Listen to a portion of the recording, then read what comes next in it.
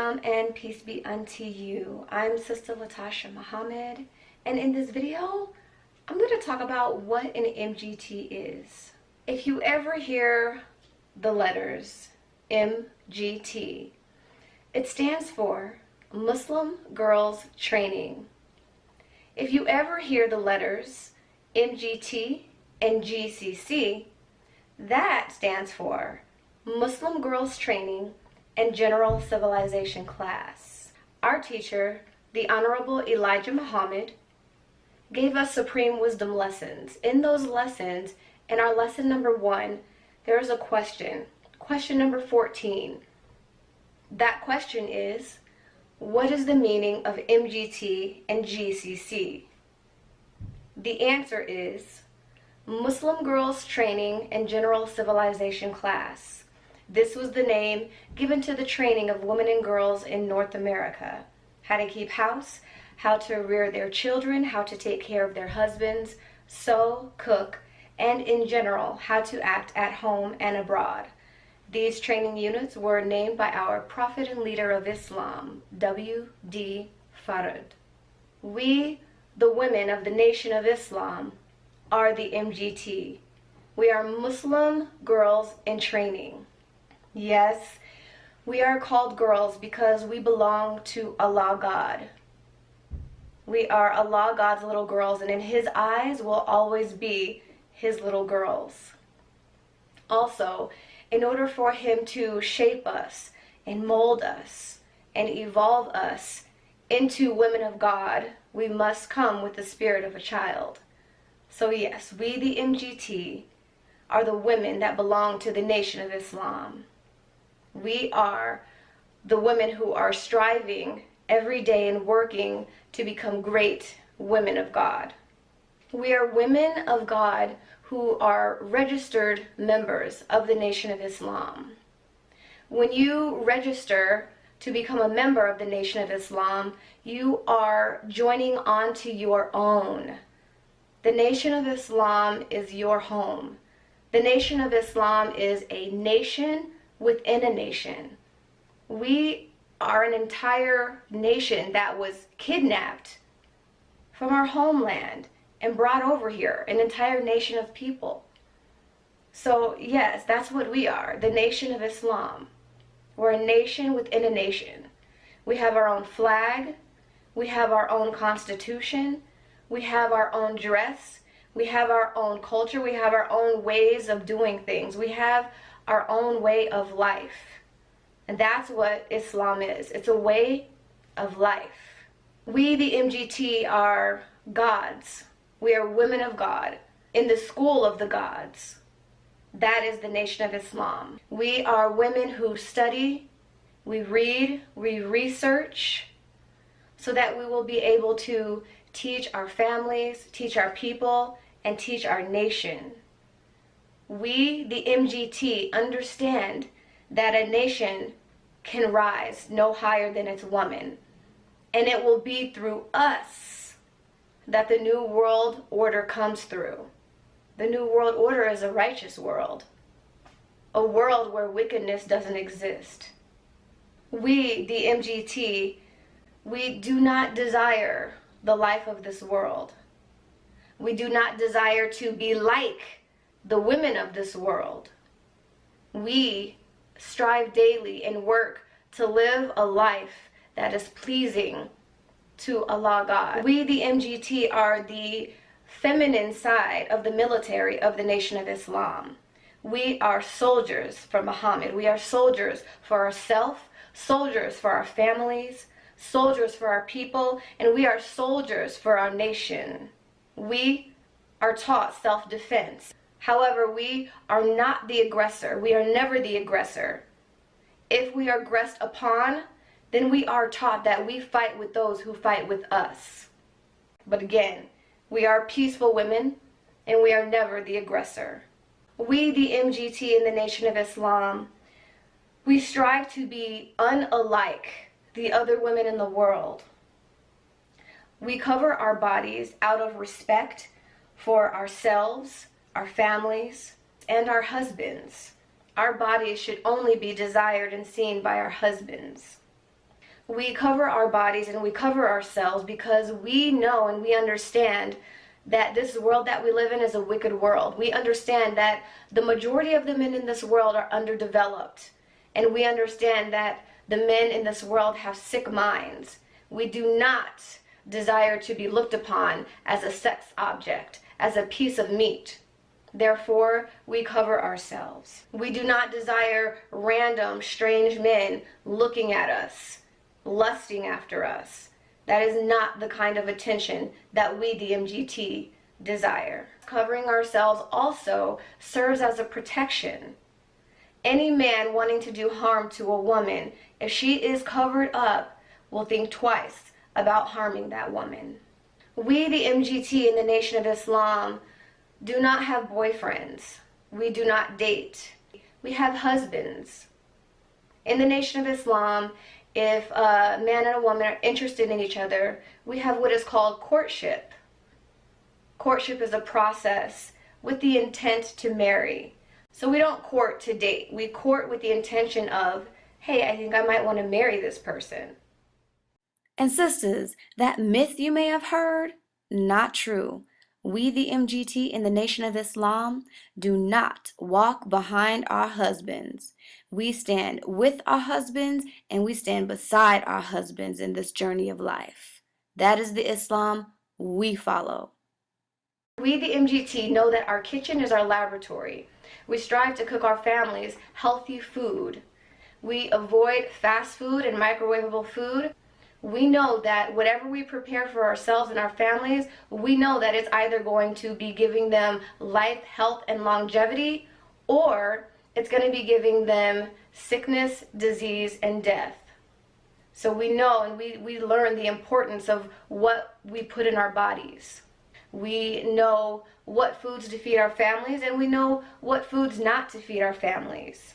We, the MGT in the Nation of Islam, have the most beautiful dress. The style of dress that was given to us by the Honorable Elijah Muhammad is the most beautiful. Our garments and our headpieces sets us apart from all other women in the world. In this world, most of the styles and designs are made to uncover the woman, made to expose her. And we are quite the opposite. So we learn sewing. We learn how to make our own clothes so that we can stay within the standards of God. God does not want us to be walking around half naked. I'm sorry. He just does not. He would rather that we respect ourselves and respect our bodies. Well, I can do whatever I want to do. I'm a grown woman. I respect myself anyways. I know, I understand that, sister. At the same time, most of the time, when dressed half naked, it attracts the wrong type of attention. The wrong type of attention that you don't deserve. Sisters, just think about it for a moment. You are the most beloved of Allah God. He loves you so much. And you are sacred, not only to Him, but you are sacred in this world. Your worth, there's not enough riches in the world that would even equal your worth. Your worth is immeasurable, invaluable. Please know this about yourself, sisters. You don't deserve negative attention from dog-thirsty, sex-hungry men. We, the MGT in the Nation of Islam, we strive to live our lives in a way that is pleasing to Allah God. We strive to live the life of a Muslim. We do not live the life of the Arab way. We do not follow the Arab way of Islam. We, the MGT in the Nation of Islam, we follow the teachings of the Honorable Elijah Muhammad. We follow his way. We, the MGT in the Nation of Islam, know that a nation can rise no higher than its woman, once again. And we know that when you teach a woman, you teach a nation. We understand the importance of being an example for other women in the world. because we have to shift the way that men treat us and the way that men look at us in this world. We, the MGT, work on ourselves. We work on ourselves, our minds, our bodies, our spirits. We have studied and we learn how to take care of our husbands. There is a big gap between black male and female relationships. So in our studies, we learn our duty and our innate nature as a woman, what we're here for. We're here to comfort and console our brothers, our husbands. So we learn to master who we are as a woman. It's a beautiful thing. I absolutely love being an MGT, and there's nothing else that I would want to be on this earth. I mean, it's the bomb. MGT are the bomb, okay? So yeah, we learn how to take care of our husbands. Our children, we learn the rearing of our children. Our children are not supposed to be running around acting crazy, being disrespectful. No, that's unacceptable. We are civilized people. We learn how to act at home and abroad. There's a certain way, sisters, that we are to act. We are women of God, not savages of the world. So in our MGT class, we learn how to become a woman of God, a woman of high civilization. That's what we learn. So I definitely just wanted to share a little bit about what an MGT is. We're the women of the Nation of Islam. We're the examples for the other women in the world. And I invite you to come and join on. Become an MGT. Become an MGT. Come home, sisters. Come home. We have a whole nation to build, and we need you. We need your talents, your gifts, your skills. We need your expertise. I don't care what you've done. I don't care if you're a prostitute. I don't care if you're a stripper. I don't care what you've been having to do to survive in this world. We're not going to judge you. We love you, and we want you to come home and accept yourself and accept your people, accept your nation, because we're here, we're waiting for you. We're going to welcome you with open arms. So thank you so much for watching this video. I hope I opened up your eyes a little bit about what an MGT is.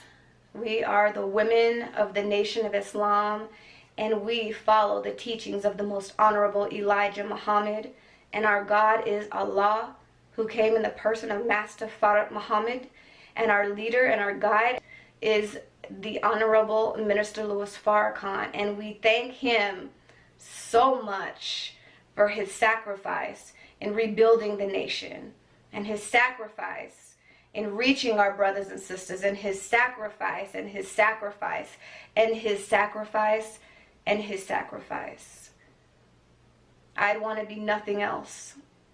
I'm so happy that Allah allowed my heart to accept the teachings of the Honorable Elijah Muhammad. I'm so happy that when my brother invited me to a mosque meeting, it was everything my soul was yearning for.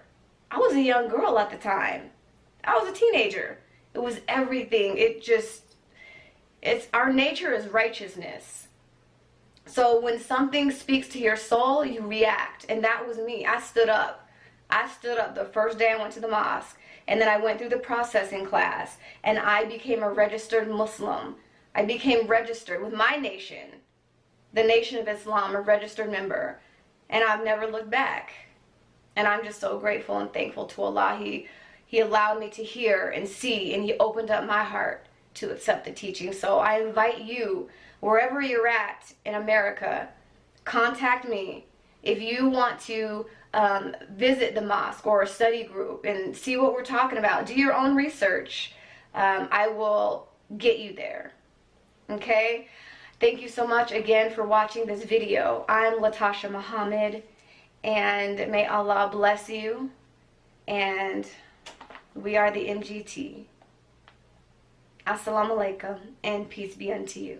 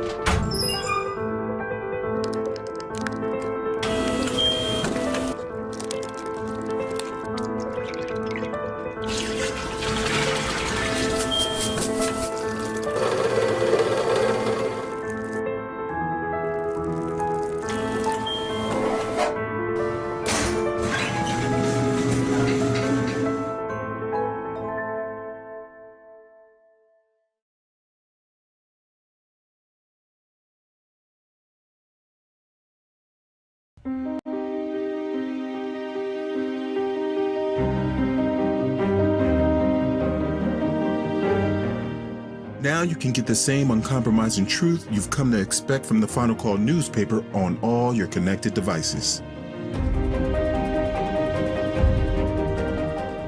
Subscribe to the Final Call Digital Edition today.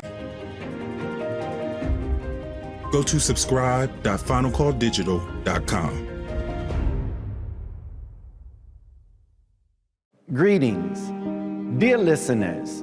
We have been blessed by Almighty God Allah over the 90 years of our work in the Nation of Islam and lifting our people up from the miserable condition in which we find ourselves. We ask your support of our effort, and we hope that you will be generous and make a contribution to the work of the Nation of Islam and the Honorable Minister Louis Farrakhan by clicking the button below or go to noi.org/donate. We thank you in advance for your support. May Allah God continue to bless you and your families. Assalamu alaikum.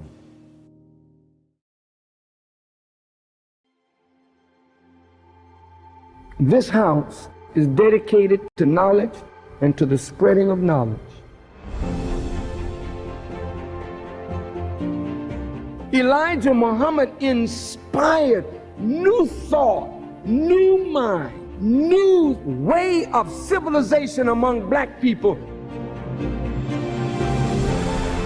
But he wanted a house from which a light could be lifted up to give guidance to all who would be guided as this world begins to close down.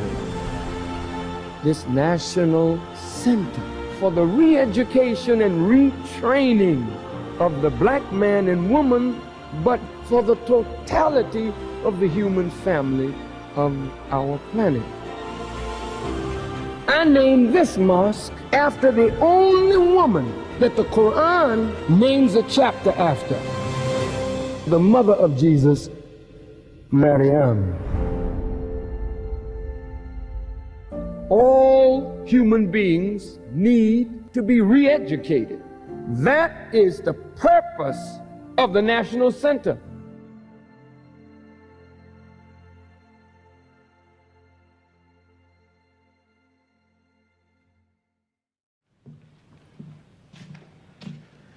In the name of Allah, the Beneficent, the Merciful, I bear witness there is no God but Allah, and I bear witness that Muhammad is the messenger of God.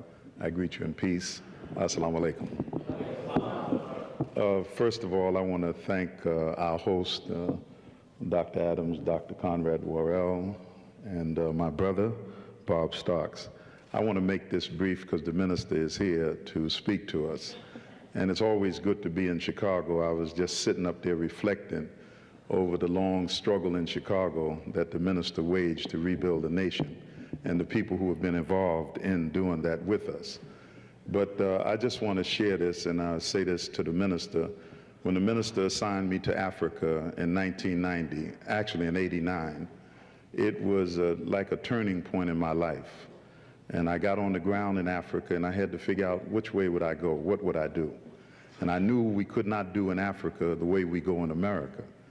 And I learned a lot of things. One of the greatest moments in my work there, besides our convention, was when President Rollins invited me to go. He invited actually Brother Leonard and myself, but they only had one spot on the plane to go to the 30th anniversary of the OAU. It was held in Cairo, Egypt. And so we had to make a decision. I thank Brother Leonard in his own diplomatic way. It was a hard decision, but Brother Leonard said, "You're the minister's African representative, you go ahead." And I flew to Cairo with President Rollins, and at that meeting I saw all of the heads of state. It was probably the biggest gathering they had to celebrate 30 years of the OAU. And I was able to see presidents that I didn't know in a few years that each one of those presidents would receive Louis Farrakhan. Their country would receive him after the Million Man March. I had no idea. I looked at Mobutu as he walked through the hall, and Coltrane Shimaranga was there, and figured how he could jump on top of him if we could get him out of there. But I looked at the leaders that were there, each one. I met Nelson Mandela at the conference. I sat with Arafat at the conference. And Arafat wanted to see if Minister Farrakhan could come to the conference, because in 1993 he already knew about the work of Minister Farrakhan. And how faith and how God moved something, Minister Farrakhan would be received in mostly all of those governments almost as a head of state himself. And I thank God for the experience. And I'm just saying that to say we went to Lusaka. It was a historical meeting. I want to thank Brother James, for excellent coverage. We just have to correct, Museveni is not the president of Kenya. I have to say that, but excellent coverage, Brother James, on the conference. And the minister coming back wrote a historical letter, actually, to the heads of states. I've been busy getting it out across the globe to all of the African leaders. And I want to say this in introducing the minister, that in life, you know, gives you its ups and downs. The Holy Quran is an example, hills and valleys. And I know that the minister, after going through this bout with surgery, making the kind of trip that the minister and the Supreme Captain and Brother Sultan and his daughter made to go to this conference was a great sacrifice. He flew from Chicago to Zurich, Switzerland, 9 hours. Zurich, Switzerland to South Africa, Johannesburg, 10 hours and 45 minutes. Johannesburg to Lusaka, 2 hours and 15 minutes in a private plane. And to make that trip and to come back on South African Airlines, 14 hours from Johannesburg to Atlanta. But it was an important trip that made an impression. And as God would have it, we sat in the room where all of the heads of states had to come out to drink their coffee. And each one of them came out and greeted our leader, greeted Minister Farrakhan. And really what they were saying, Brother Farrakhan, we know you, we know your work. And they were saying in their own way, there is a place for the Africans in the diaspora in this process.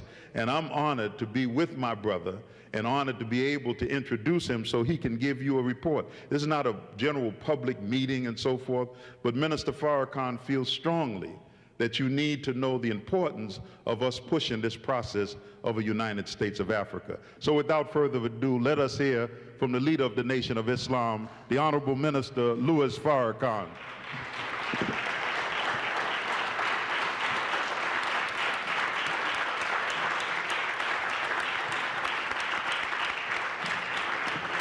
Thank you. Thank you. In the name of Allah, the Beneficent, the Merciful, I could never thank Allah enough for raising up among us the Honorable Elijah Muhammad, who has been the source of guidance and inspiration for me, and I thank Allah for him and for my experience as a student of Islam. I greet all of you, my dear brothers and sisters, with the greeting words of peace. Assalamu alaikum. First, to thank Dr. Carol Adams and Dr. Bob Stocks for joining with Brother Leonard Farrakhan Muhammad and Sister Claudette Marie Muhammad in making this afternoon possible. We thank you very, very much for your efforts, Brother Leonard, Sister Claudette, Brother Bob Stocks, and Carol Adams. It really is a pleasure to come home, and I realize by coming here today that it's been a long time since I have been in this place. As humble as it is, yet it's the birthplace of many wonderful, wonderful things.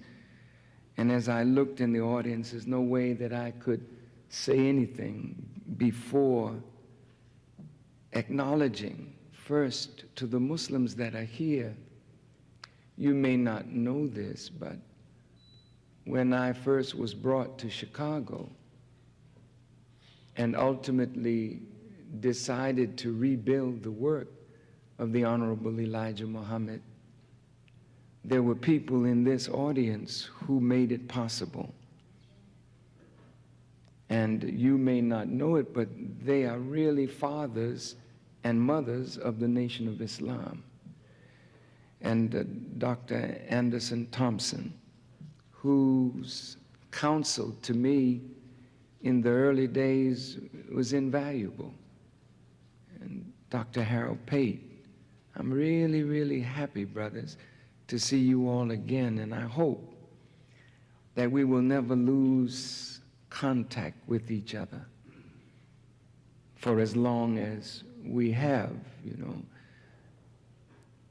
Hakeem Madhubuti, who is not here, but Hakeem's place of a positive education and was the birthplace of the Nation of Islam. Reverend Al Sampson, who gave me the key to his church, that we would hold meetings there, and Lou and Georgia Palmer. These are the fathers and the mothers of the Nation of Islam. Our great brother Baba Hannibal Afrique. This was where we got our start. And it would be the height of ingratitude for us not to remember who brought us where we are.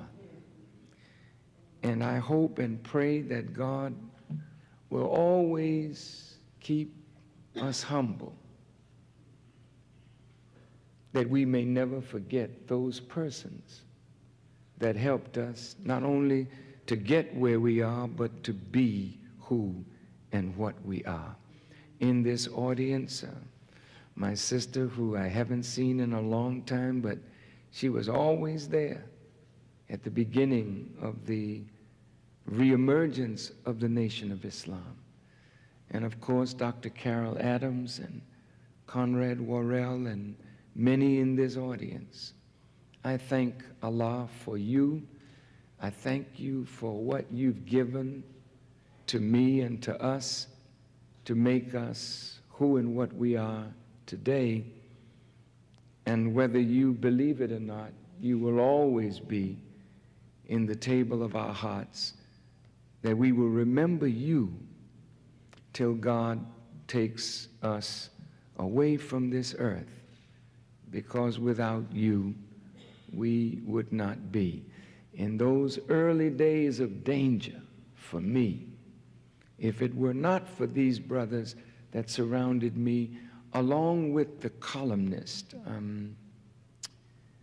that Vernon Jarrett, he wrote a piece in the paper that really stayed the hand of execution for me.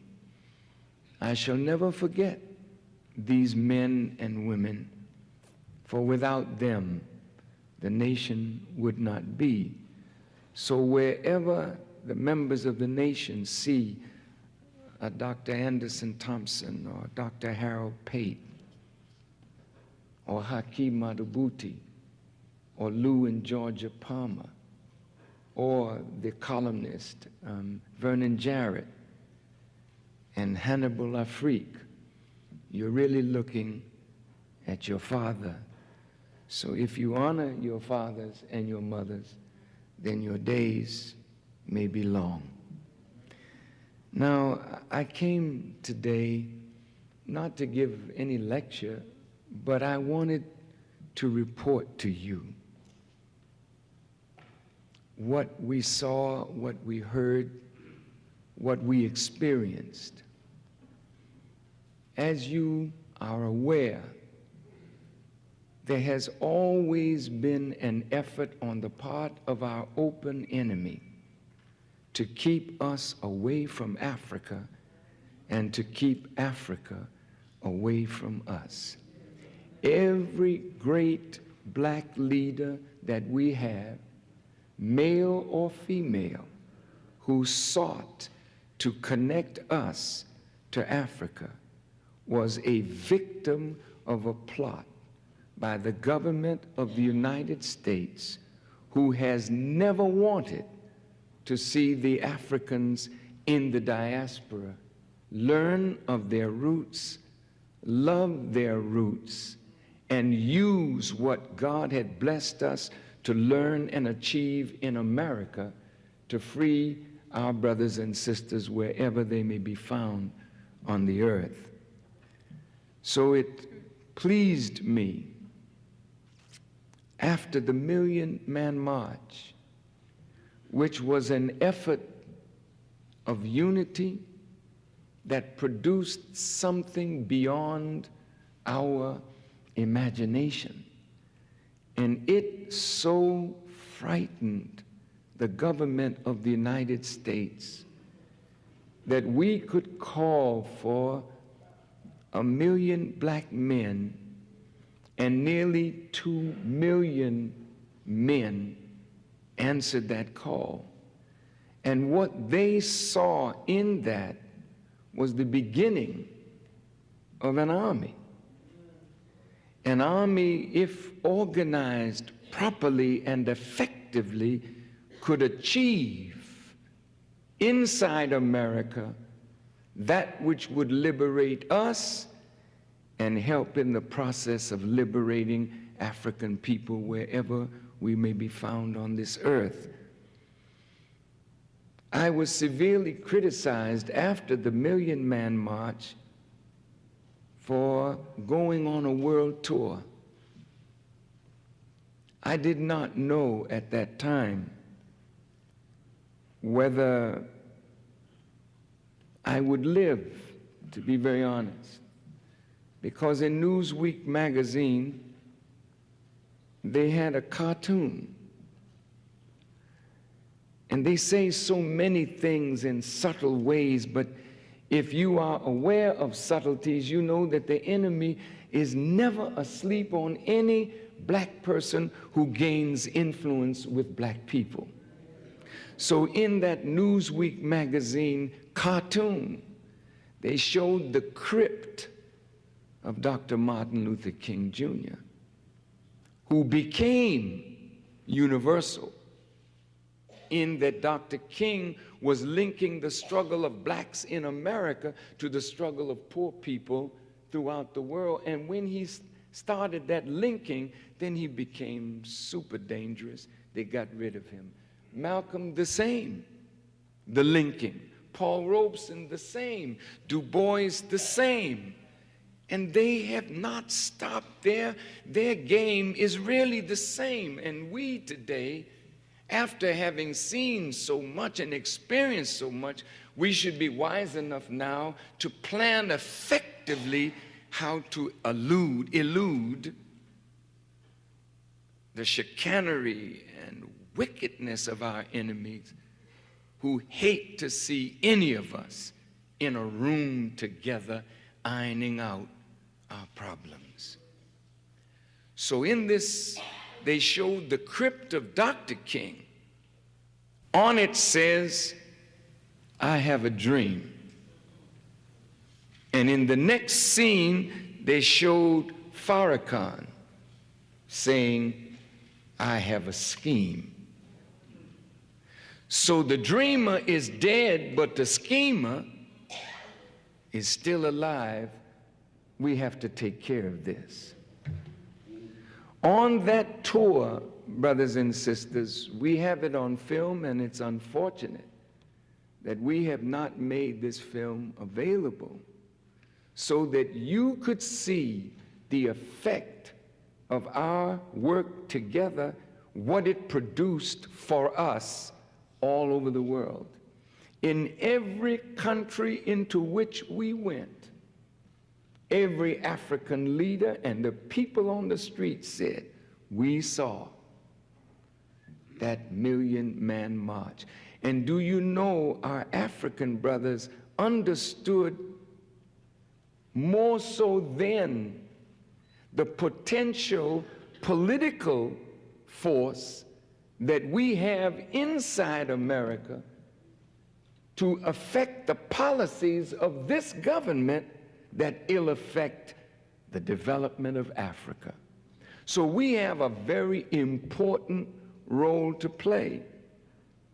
Right after that, I discovered again that the cancer had come back.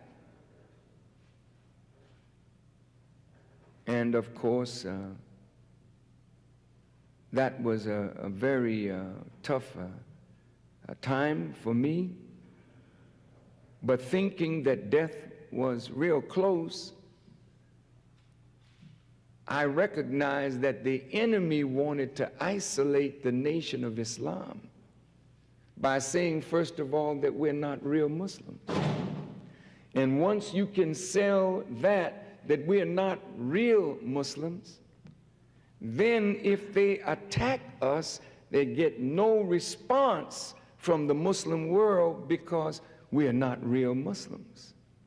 So I went back overseas to connect the nation with the Muslim world.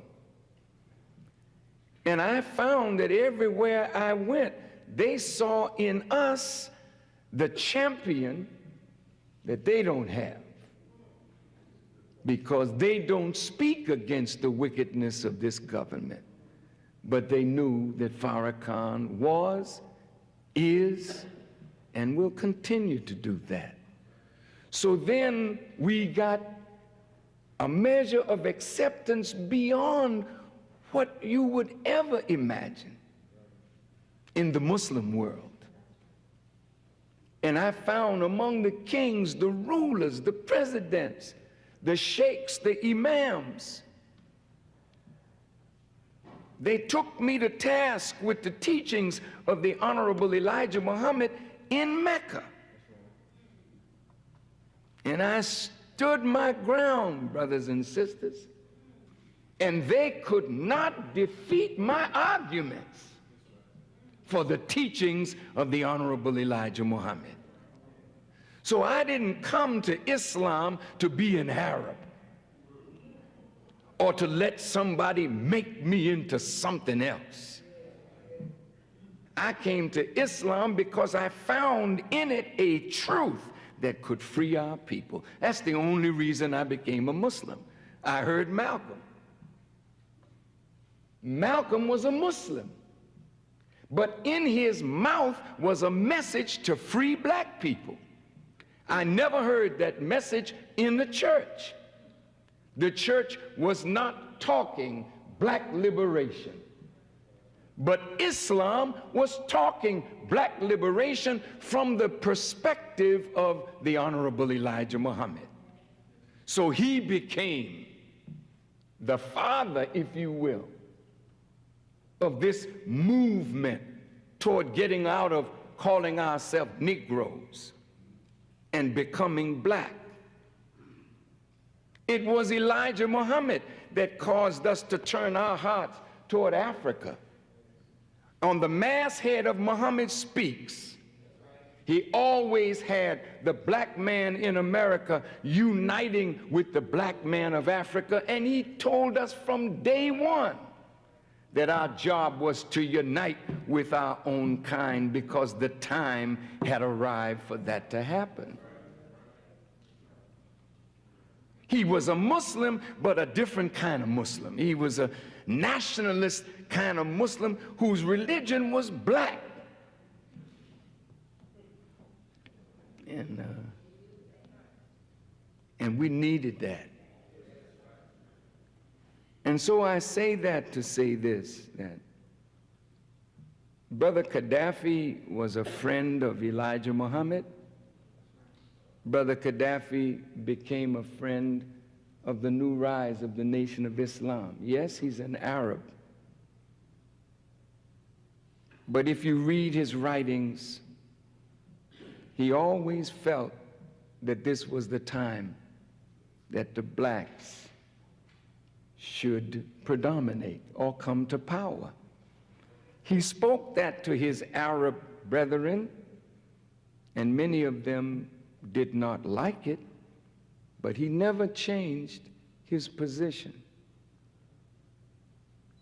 This idea of an African Union didn't start in Africa. It started with us in the diaspora. And when I had a private meeting with Brother Gaddafi in Zambia, these are the words he spoke to me. He said, "Brother Farrakhan," he said, "this idea for African unity did not start with us. It started with you all in the diaspora." And if you go back and look at the history of the Pan-African movement, see L.R. James, Padmore, E.B. Du Bois. These were the men that started this talk of the unity of Africa. And in 1945, I believe, Brother Akbar, if my memory is correct, at the 5th Pan-African Congress, there was Kwame Nkrumah, there was Ezekwe, there was Kenneth Kaunda. There were many of the African leaders that would lead a liberation struggle in Africa, and they were positively affected by the blacks from the diaspora. So Mr. Gaddafi said to me, there is no way that we can have an African Union without the blacks in the diaspora being represented not as observers, but you have to be at the table when the decisions are made. Now, I agree with that. I think that nothing that they do should be done without our presence. Since we, whether we want to accept it or not, are the father of the idea, then we ought to be there at the birth of what we fathered. So Gaddafi, as an Arab, he knew that Nasser, who was a Pan-Africanist, though an Arab, and Kwame Nkrumah fostered the idea of an African Union, but it was an idea whose time really had not yet come because the African leaders had not matured enough. To take a word from Reverend Jackson, it is better to be the tail of something than the head of nothing. And so we have to mature to see that Africa cannot make it in an era of globalization with 53 African states loosely united in an organization called the Organization of African Disunity. Africa will not survive unless a change takes place. And since the strategic metals that America needs to be a superpower in this century are found predominantly in Russia and in Africa, America must have access to Africa. England must have access to Africa. France must have access to Africa in order to be powers in this next century. So the question is, how will they have access to Africa and on what terms? They want the terms to be as it always has been, but Africa says no. And so Brother Gaddafi decided to push the idea. Whether we agree with him or not, Gaddafi is an African leader that has oil wealth behind him. He has 3 or 4 million people, all of them armed. And he has stood against Western imperialism and made Libya a base for revolution. This is just facts. It is Gaddafi that helped to bring Museveni to power. It is Gaddafi that helped to bring Kabila to power in the Congo. It is Gaddafi who helped to bring Taylor to power in Liberia. And if you look at the number of African leaders who came out of the Mathaba, which is a world center for revolution that was headquartered in Libya, those African heads of state have a respect for Muammar Gaddafi. Mandela, when he was here and he was on television and they asked him about his connection to Libya, his connection to the PLO, he never denied the effort of Gaddafi to help the ANC. So this brother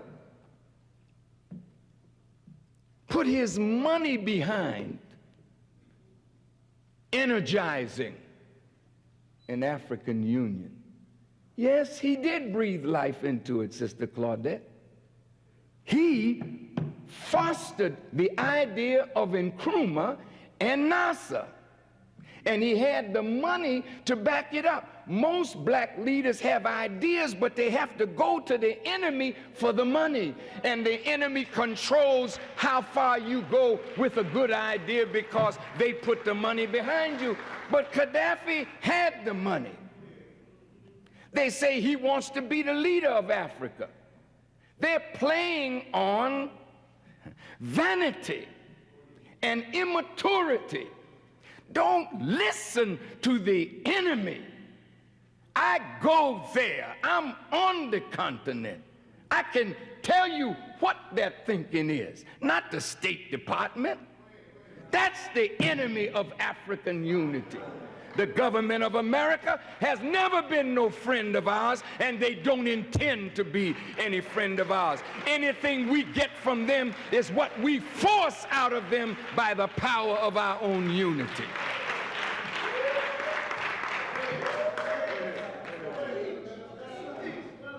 We're at that time in our life now. I'm an old man now. I don't know how many years I got left, but I'll be damned if I'm going to let the last years of my life make a punk. It is better to die a man young than to live to be an old compromiser of the principles that gave you life.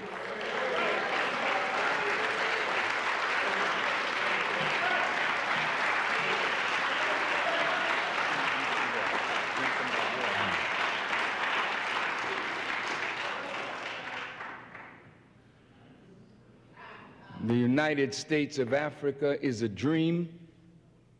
It is an idea whose time has come. There are nearly 200 million sons and daughters of Africa in the Western world. There is more education among us than all Africa combined over and over again. All we need is to have again a love for Africa and a desire to see Africa free. That's all that's needed for us to come together on this most important and crucial question which Dr. Conrad Worrell laid out for us. The African Union is under assault even before its birth. You know, if you're a Christian, you know that Herod expected the Messiah. So he wasn't going to wait till the Messiah was born. He was plotting against his life before he ever came to birth. That's the way the enemy is working right now. Before the African Union came to birth, they were plotting against it. And if Gaddafi is the one who's putting money behind it, how then can you destroy it except you destroy the man that put the money behind it? You and I have been victims of propaganda, so we should not read what the enemy writes and then succumb to that. We should know the enemy by now. What has happened to you and me that after all these years of our struggle, we think that this enemy has now become our friend?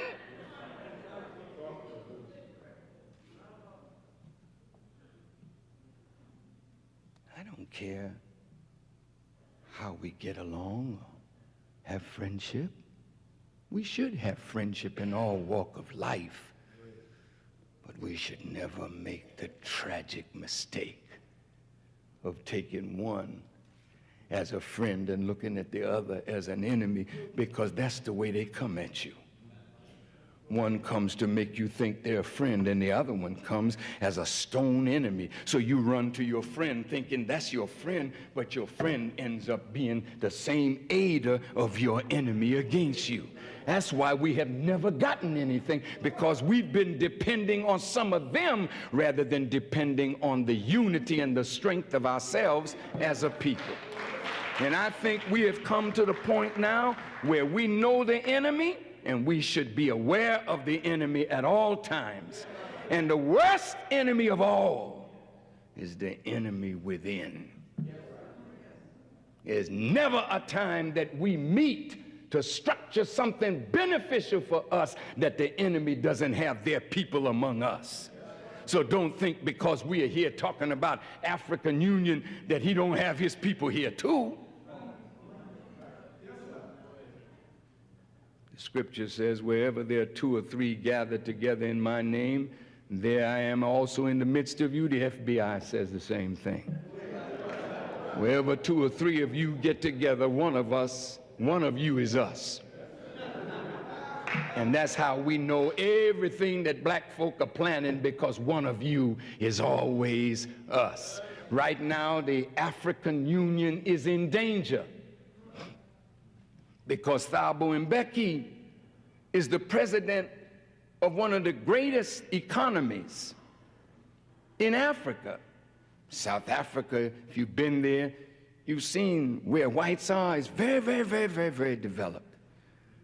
When I got there, my plane landed, and a black man on my tour, a black man stood wrapped in chains. He didn't say a word. I went to the hotel, and there he was again, wrapped in chains. He never said a word. But he was telling me, Farrakhan, don't you believe the hype? We are still in chains. They promised Mandela that they would help him, and he promised his people homes and lighting in the rural areas, and he was sincere. And his former wife, Winnie Mandela, said to me, they promised, my husband, but they never intended to deliver. So now, after 6 years of his presidency, no trouble to whites, but our people are getting angrier and angrier. Brother Mugabe, whom we know as a great freedom fighter, when he decided to take the land back that he and his soldiers fought for, the British said that they would pay the white landowners. The British reneged. The brothers are taking back the land. So now he's hurting because England jumped on him. He's hurting because America jumped on him. France jumped on him. Why did they jump on him? Because if he's successful in Zimbabwe, it will happen in Namibia. It will happen in South Africa. It will happen throughout the continent where blacks do not own the arable land, so they have a political freedom that's based on economic slavery, so they're really not free politically at all. This has been a game played on Africa for 40 years. So in my conclusion, 43 heads of state met in Libya and signed an agreement to form an African Union. It was historic, but did you read about it? The Western press has never talked to us about what was going on in Africa. Why? Because you are too important to the process, and they must keep you ignorant. 41 heads of state were in Lusaka, giving testimony to the birth of the African Union, and there was nothing said in the American media that equaled and rivaled what went on in Lusaka, Zambia. And right now they're working on Thabo Mbeki, trying to get him not to go along fully with the African Union. They're working on Obasanjo. They're working on Museveni. They're working on African leaders where America has influence. And the only way that this can be stopped is if we, in the diaspora, keep pressure on the African heads of state that the African Union must become a reality. We must not let up on this. And so I decided I would give a report in several cities with just nationalist leaders and activists who love Africa, that this is going to be our role. I think Brother Conrad laid it out. And I think, Dr. Conrad, that we have an issue around which all of us can find unity now.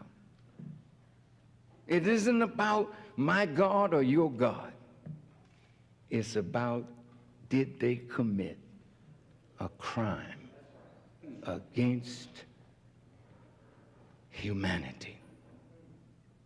We say they did, right? We know they did. Then are we owed something? Aren't we? Is Africa owed? Right now, Africa is dying under $400 billion of debt. When everything that Europe got, they got it from Africa, built their world on Africa. Now they say Africa owes. Only a united front of us in the West can bring an end to the suffering of our people in Africa and throughout the world. And so I believe, in the words of Kwame Ture, who died, brothers and sisters, with the African United Front on his lips. My wife and my son visited him in Guinea on his deathbed. And he made me pledge when I saw him last, Farrakhan, don't forget the African United Front. We have become divided. Some of us Muslims, some of us Christians, some of us nationalists, some of us activists, some of us straddling the fence, some of us Hebrews, some of us, and we've never been able to really find that common thread that could pull us all together. But I think we got it now. The crime against all of us, whether we're Muslim, Christian, nationalist, activist, Hebrew, that crime was committed, and it's a crime that must be answered for. Reparations is the rallying cry around which all of us can come together and fight as a solid wall against our oppressor. In conclusion, Brother Gaddafi said to me, he said, Farrakhan, you all have to put pressure on the weak links in this chain. Have you seen that program on television, The Weakest Link? Well, in every chain, there's a weak link. And that's the link through which the enemy will always try to come. And if the enemy can pull away Egypt in the north, South Africa in the south, Uganda in the center, and Nigeria, then the African Union is doomed even before it begins. So my appeal, brothers and sisters, is that we have to get the word out that this African Union has been formed.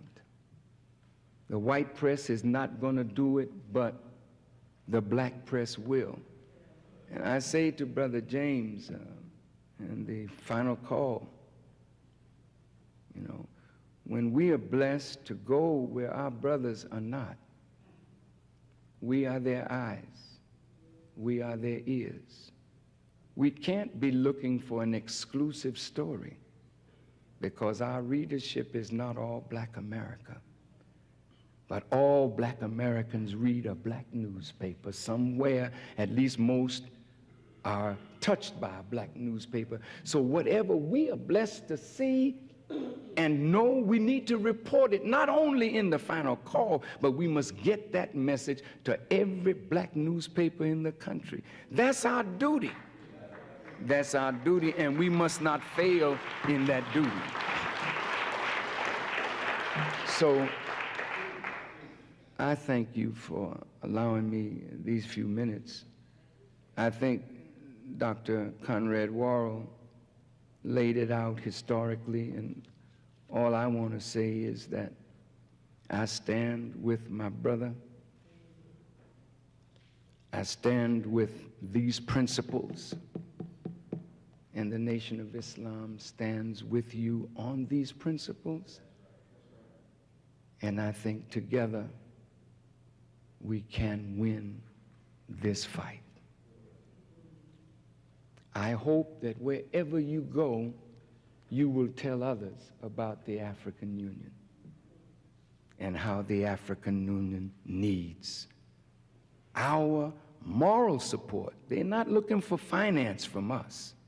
What they're looking for is, will we put pressure where pressure is needed, and will we be at that table when the deal is decided? And some of the leaders say yes, but America says no. Not the blacks in America. But I think we just have to know what we got to do and go on and do it. And I am convinced that God is with us. If you believe in God. And even if you don't believe in God, He's still with us. To come together as a people. May Allah bless you, and thank you for allowing me these few minutes.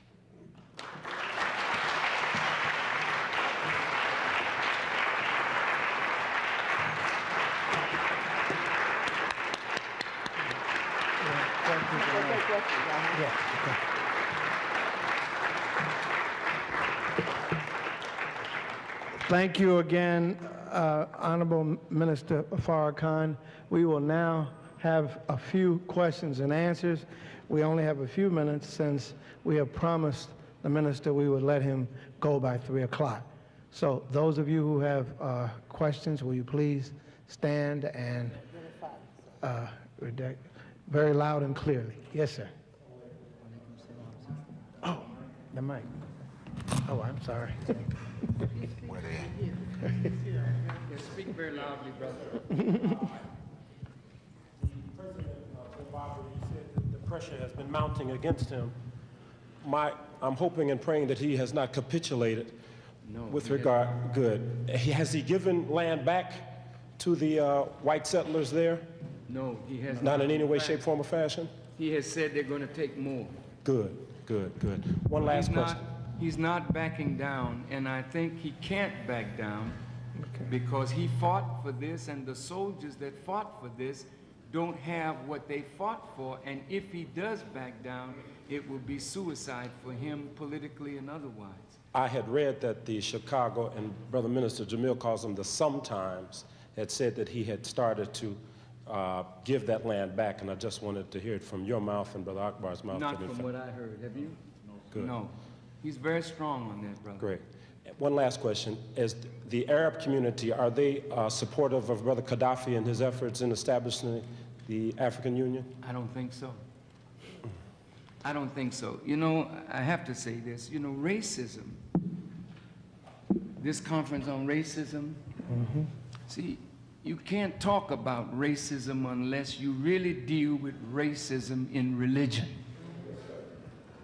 Because religion has been the biggest promoter of racism. Whether it is Christianity, Islam, or Judaism. The fact that there were rabbis who decided that the curse on Ham was us. And the anthropologists then started referring to us as an Hamitic people, though we were before ham and bacon and cheese. Excuse me. So in the religions of the West, we have always been looked upon as hewers of wood and drawers of water for white people. Whether our religion is Christianity, Islam, or Judaism, the fact is that racism has poisoned the bloodstream of the monotheistic religions of the world. So it becomes our duty now to take the truth of Judaism, the truth of Islam, and the truth of Christianity, and drive racism out of it. Then and only then can religion be an active participant in the liberation of the human spirit. Other than that, religion becomes one of its greatest enslavers and the greatest teacher of black inferiority and white supremacy. We have to conquer this in Islam, in Christianity, and also among the Jews as well. Another question? Anyone else? Yes, sir.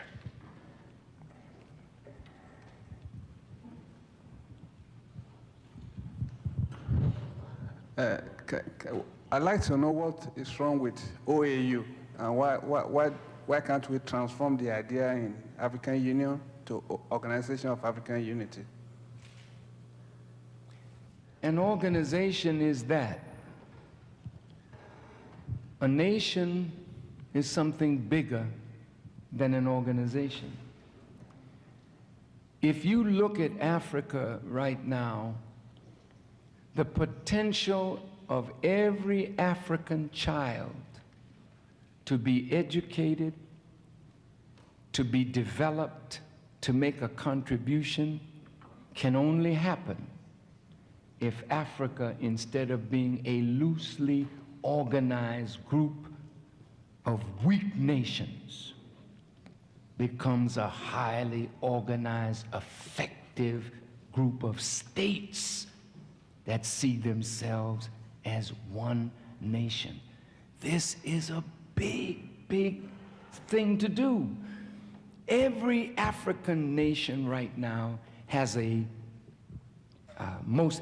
African nation has a frail political reality.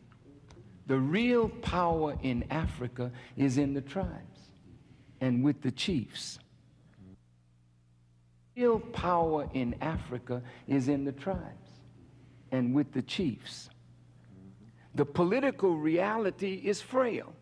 If you disturb and rattle the chiefs, the political reality can come down. Right now in Nigeria, if you don't have a strong army, you can't keep Nigeria together. If you look at Marshal Tito in Yugoslavia and a communist ideology, that was the only thing that kept the ethnic hatreds of those people from exercising themselves. The moment Tito was gone and communism was gone, the ethnic hatreds surfaced. In Nigeria, you need a strong, not only democratic government, but you need a strong military, and you need in Africa a way to turn tribes that are warring into seeing themselves as a nation. And I believe that that can be accomplished. We have history that shows that you can turn tribes into nations, but you have to have the right understanding, the right philosophy to bring it about. And I believe we can bring that about in Africa. No matter how difficult it seems, I know it can be done. That's right. May God help us to do it. My brother. Assalamu alaikum, Brother Farrakhan. Wa alaikum salam, Brother Bonnie. Some of the issues about slavery in Africa have been somewhat divisive, it seems like. Is there something that we can do to deal with that issue so that we can bring I'm glad unity? you asked that question. Thank you, brother.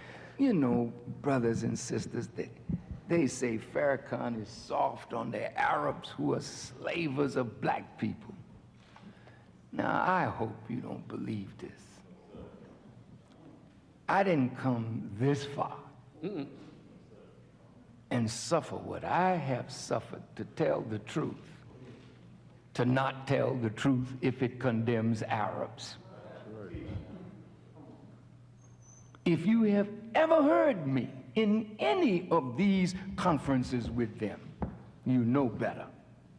Now, I have been going in and out of the Sudan for over 10 years.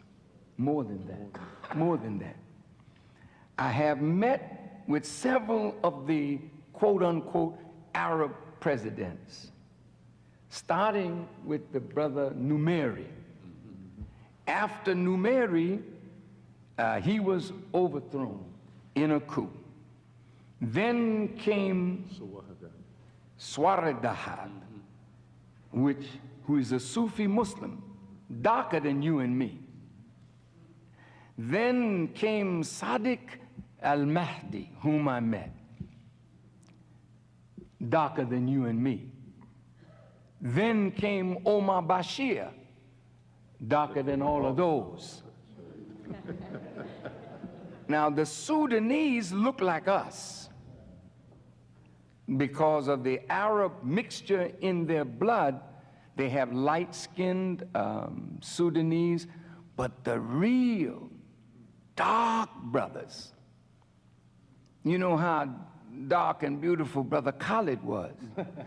They make Brother Khalid look like a Caucasian brother. That's how black some of our brothers are, not only in the South, but in the North as well. The problem there, and I went on a peace mission. Brother Akbar was with me. I never talked about this.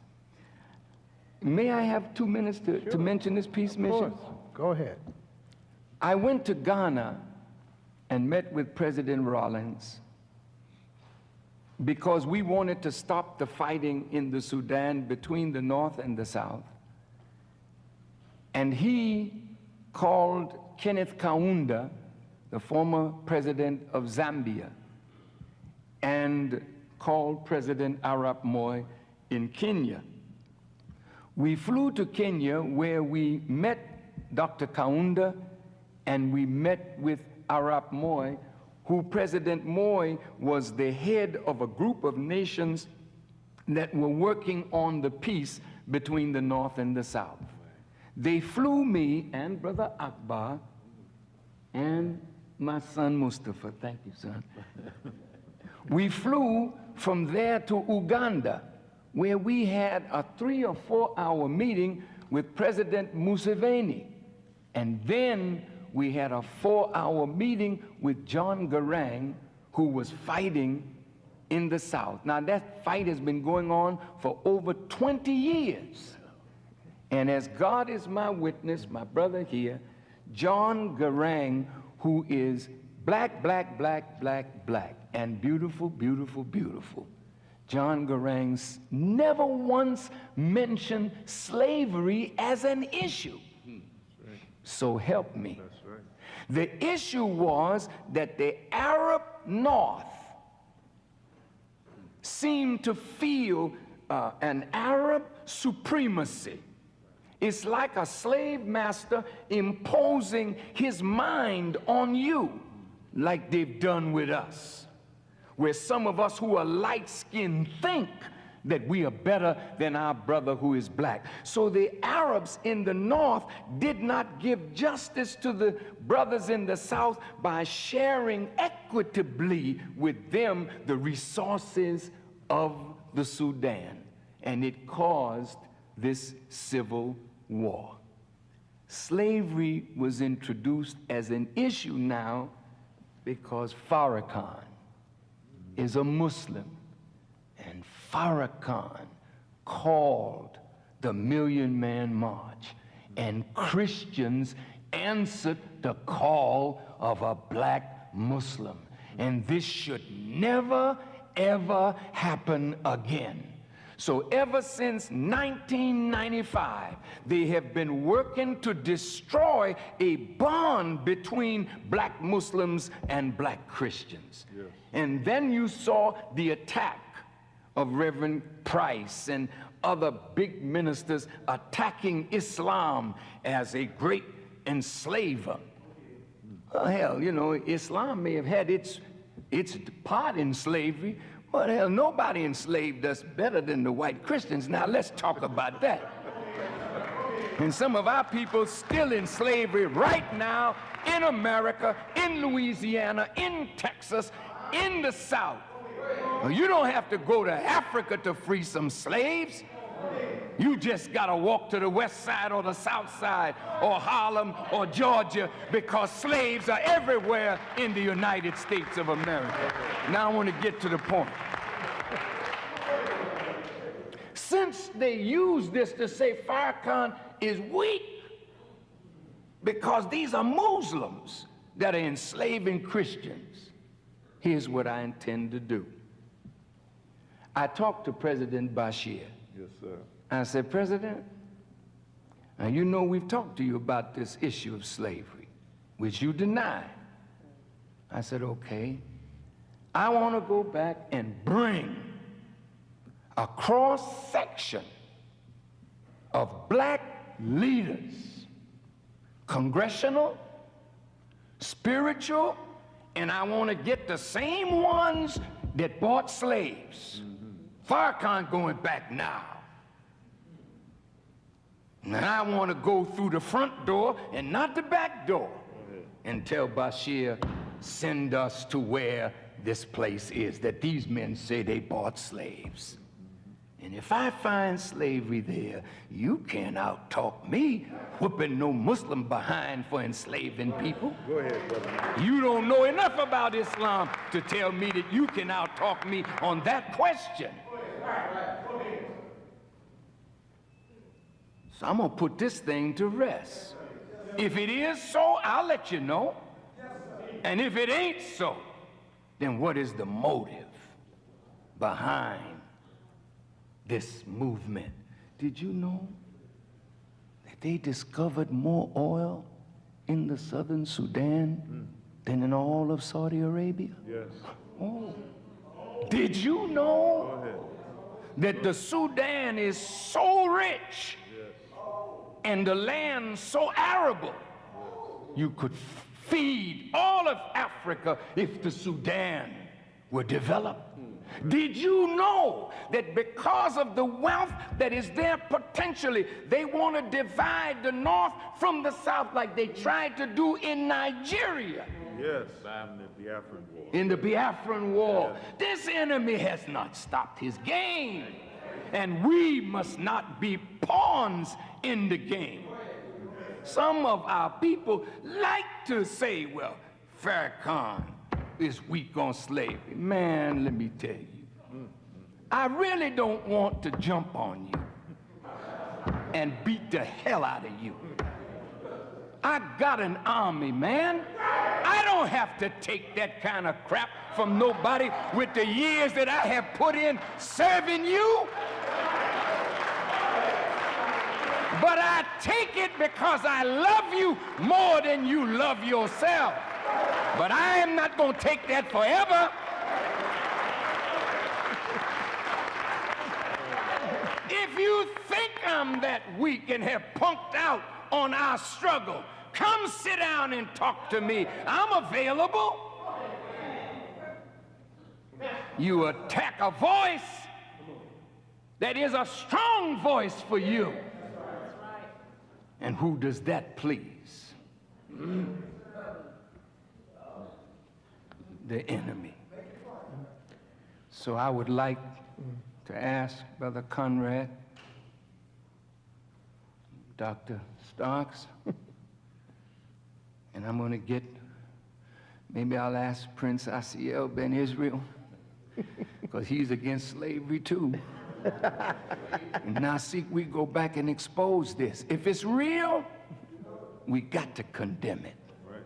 And if it's not real, we must expose the motive of these wicked demons who want to divide Africa. And I'll tell you, since the Sudan is that rich, did you know all on the Sudanese borders, America has made war on the Sudan, Uganda, Eritrea, Ethiopia, Kenya, and America is selling weapons all over Africa, not weapons that can cause you to do harm to them, but weapons that they know they'll get you to use on one another.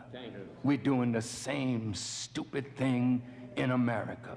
They give you these little punk weapons, and you ain't driving by in Bridgeport. You ain't driving by on the north side. You drive by in your community because it's your hatred of yourself that your enemy is exploiting. And so I'm gonna take this lead on this Sudanese thing. And Dr. Worrell, if you will recommend to me, Dr. Starks, recommend to me persons that I could take that would go. Absolutely. And we'll examine Sudan.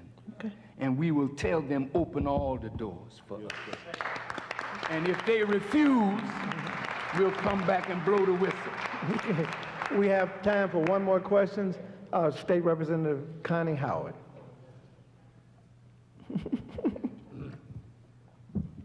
Thank you very much.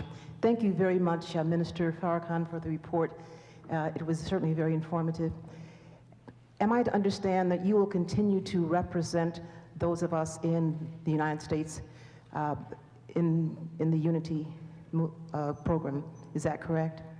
I think yes, and I don't want it to sound like I will represent all the thinking, the brilliance of Black America.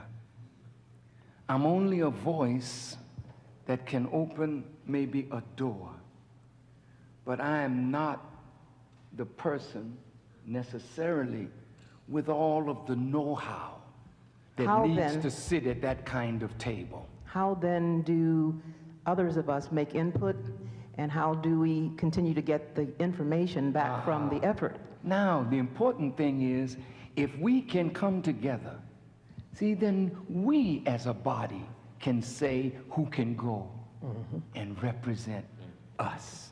But that's not me, that's a decision that we make as a body. All I want to do is facilitate the process, help in the process, but whoever will represent us, we will choose that person. And I hope we are wise enough today not to choose popularity over commitment and scholarship. Africa needs scholarship sitting at that table, and we have it certainly among us. Thank you, sister. Thank you very much. Minister, before you leave, I'd like to introduce you to our STP students, Summer Transition Program students. Will you stand? They are here this summer from high school, and they are going into their first year in college in September. And we'd like to invite you to send us some students from your university next year to this program. Thank you. All Thank right. you very much. Secondly, I'd like to acknowledge the presence of Sheila Jackson representing Congressman Bobby Rush. Bobby could not be here, so he sent a representative. Thank you for coming. And lastly, before I call up Mrs. Helen Sinclair, Reverend Sinclair, to close us out, who is one of our alumni, I'd like to tell you that we had planned to have a photo history of the Nation of Islam that was put together by Brother Al Saladin, but because of his illness, he could not bring it, and we will have it next time for you, the next time you visit.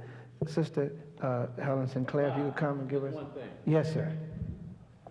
The connection between the African Union coming out of the OAU that was formed in 1963 and towards the establishment of the United States of Africa and the relationship to the UN World Conference on Racism and saying that the transatlantic slave trade is a crime that has galvanized Pan-African unity worldwide, and that African people around the world now see that African people are owed reparation, brings forth the connectedness and activism the like we've never seen.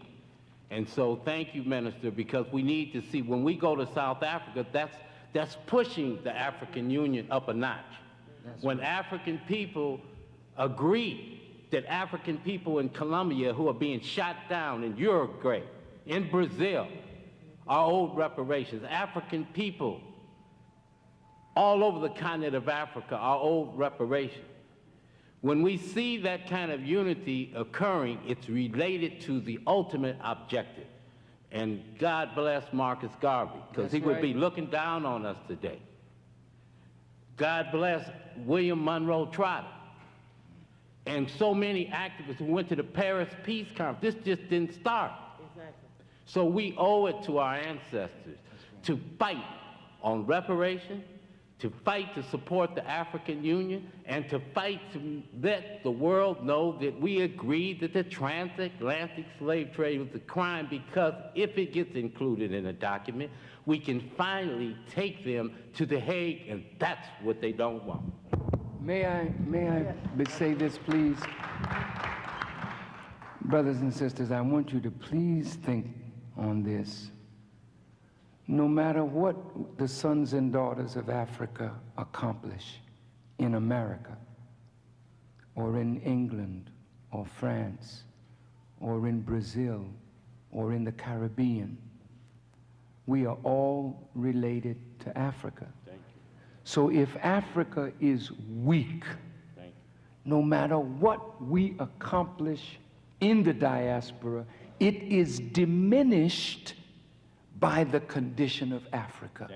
But if we help to make Africa strong, then wherever the sons and daughters of Africa are on the earth, we benefit from Africa's strength.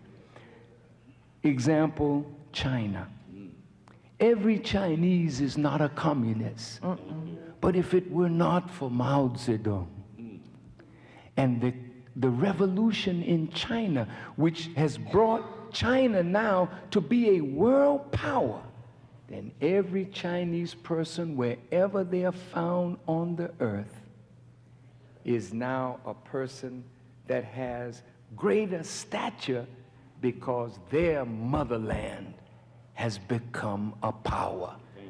Africa can become the superpower of the 21st century, and that will lift the sons and daughters of Africa wherever we are found on the earth. Thank you very much. Thank you. Let us stand and give Minister Farrakhan a big round of applause. Thank you, thank you, thank you very much.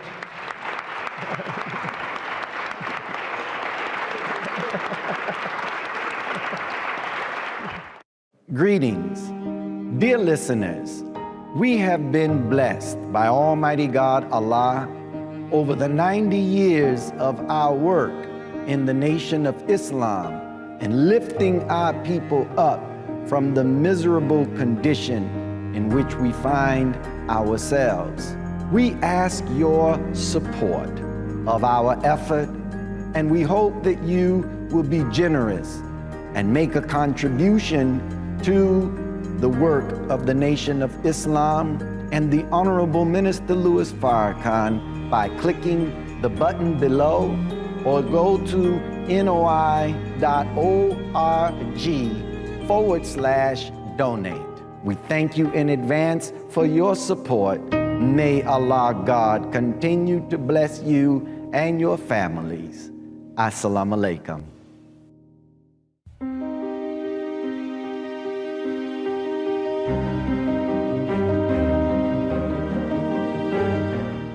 Now you can get the same uncompromising truth you've come to expect from the Final Call newspaper on all your connected devices. Subscribe to the Final Call Digital Edition today. Go to subscribe.finalcalldigital.com.